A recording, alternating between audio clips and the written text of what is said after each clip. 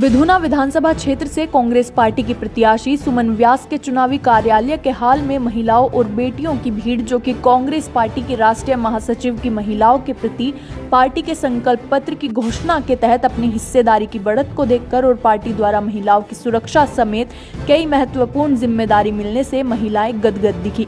वहीं इस मौके पर प्रत्याशी सुमन व्यास ने बताया कि कांग्रेस पार्टी के राष्ट्रीय महासचिव द्वारा जो संकल्प पत्र चुनावी घोषणा पत्र जारी किया है, उसमें संकल्प लेकर जिस तरह महिलाओं को सुरक्षित व मजबूत करने की बात कही, वह इस चुनाव में महिलाओं को अधिक संख्या में टिकट देकर उसे पूर्ण भी किया। कांग्रेस पार्टी जो कहती है वह करती है। जुमलेबाजों की पार्टी नहीं, इसके अलावा सपा की गुंडई जग जाहिर है, जिसकी वजह से क्षेत्र की जनता का भरपूर सहयोग मिल रहा है। इस दौरान राष्ट्रीय महासचिव कांग्रेस पार्टी प्रियंका वाड्रा ने वर्चुअल जनसभा को संबोधित किया, जिससे विधानसभा से आए भारी संख्या में महिलाओं और बेटियों समेत युवा, बुजुर्ग व पार्टी कार्यकर्ता मौजूद रहे। और इन चुनावों में उत्तर प्रदेश की वर्तमान सत्ता में बैठे लोग, चाहे वो केंद्र से हों चाहे वो प्रदेश से, आज उनसे हिंदुस्तान की जनता, उत्तर प्रदेश की जनता पीड़ित है। और जनता की भावनाओं को समझते हुए, युवाओं की भावनाओं को समझते हुए, बेरोजगारी की दर्द को समझते हुए प्रियंका जी के नेतृत्व में कांग्रेस पार्टी का एक एक कार्यकर्ता सड़क पर उतर के बहुत मजबूती के साथ लड़ाई लड़ा है। न समाजवादी पार्टी इस लड़ाई को लड़ पाई, न बहुजन समाज पार्टी लड़ पाई। निश्चित तौर पर प्रियंका जी के नेतृत्व में कांग्रेस पार्टी ने बहुत बड़े पैमाने पर संगठन खड़ा करके और आज 2022 के चुनाव में अपनी प्रमुख भूमिका के साथ इस वर्तमान सरकार के अपराधीकरण से लेके जो अपराध चरम सीमा पर है, जो महंगाई चरम सीमा पर है, स्वास्थ्य नहीं है, शिक्षा नहीं है, सारी सब चीज़ों को देखते हुए प्रियंका जी ने आज हमारे ज़िले में दो महिलाओं को उतारने का काम किया है।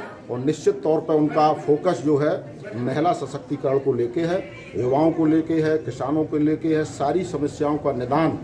उन्होंने कहा है कि अगर उत्तर प्रदेश की जनता हमें कांग्रेस पार्टी को चुनेगी तो जनता के हित की सरकार होगी, किसानों के हित की सरकार होगी, युवाओं के हित की सरकार होगी, शिक्षा, स्वास्थ्य, सारी व्यवस्थाओं के तहत सरकार होगी। इस समय समाजवादी पार्टी ने भी अपना घोषणा पत्र जारी किया हुआ है, वहीं जो है भारतीय जनता पार्टी का हुआ है, किस तरीके से आप देखते हैं? देखिए, समाजवादी पार्टी ने 12 से लेकर 17 को भी घोषणा पत्र जारी किया था, लेकिन उत्तर प्रदेश की जनता उनके परिणाम, उनके पर लक्षण को भी जानती है और जानती है। निश्चित तौर पे आज जो है 17 में उनको ख़त्म कर दिया। अब अगर वो चाहें कि हम उत्तर प्रदेश की जनता को जीत के पुनः सत्ता में आएंगे तो उत्तर प्रदेश की जनता बहुत बारीकी से जानती है। अगर इनको सत्ता में हम भेजेंगे तो ये वही अपराधीकरण, वही गुंडे, वही माफिया, वही कब्जादारी निश्चित तौर पे इस उत्तर प्रदेश में विराजमान हो जाएंगे। उत्तर प्रदेश की जनता इनको नहीं चाहेगी।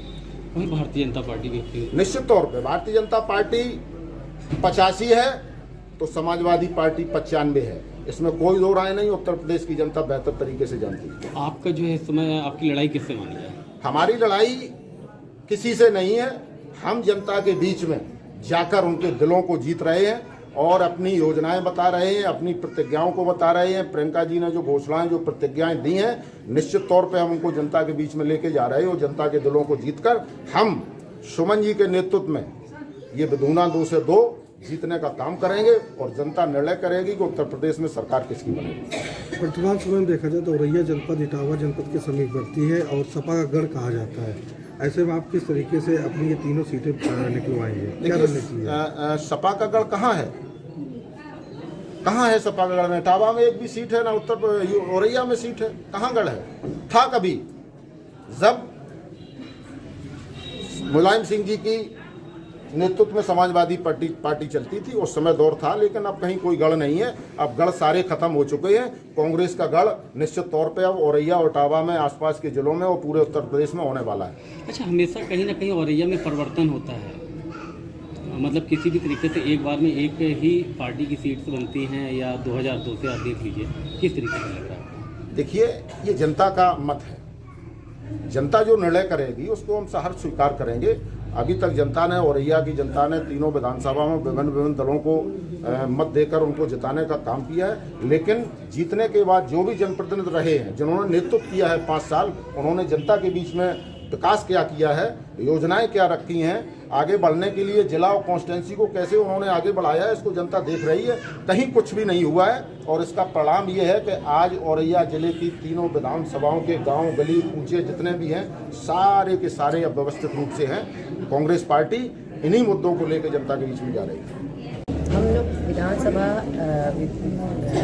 निधुना में हम पूरा जनसंपर्क पूरे जोरों शोरों से कर रहे हैं और यहाँ की जनता कांग्रेस को पूरा समर्थन दे रही है।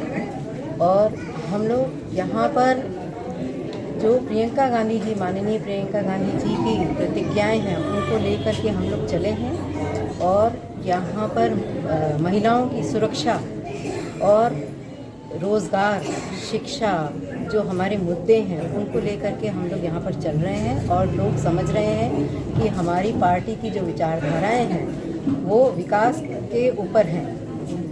तो उसके वजह से हम लोगों को बहुत समर्थन मिल रहा है, क्योंकि हमारा मुद्दा हमारे जो पिछली सरकारों में जो मुद्दे हैं आप देखिए उनके सब आपराधिक उनके क्षेत्र यहाँ पर रहा है और उसको हम लोग यहाँ पर सख्ती यहाँ पे करी जाएगी, जिससे कि यहाँ पर सुरक्षा का मामला हमारा मेन है कि सुरक्षा यहाँ पर लोगों को मिले। किन चुनावी मुद्दों को लेकर के विधानसभा की आप प्रमुखता से मान रहे हैं कि इनको हटाना चाहिए? हाँ, हमारा जो है मेन जो है वो महिला सशक्तिकरण है, जिसमें महिलाओं को रोज़गार में 40% उनको आरक्षण के तहत दिया जाएगा और उनको आगे बढ़ाया जाएगा।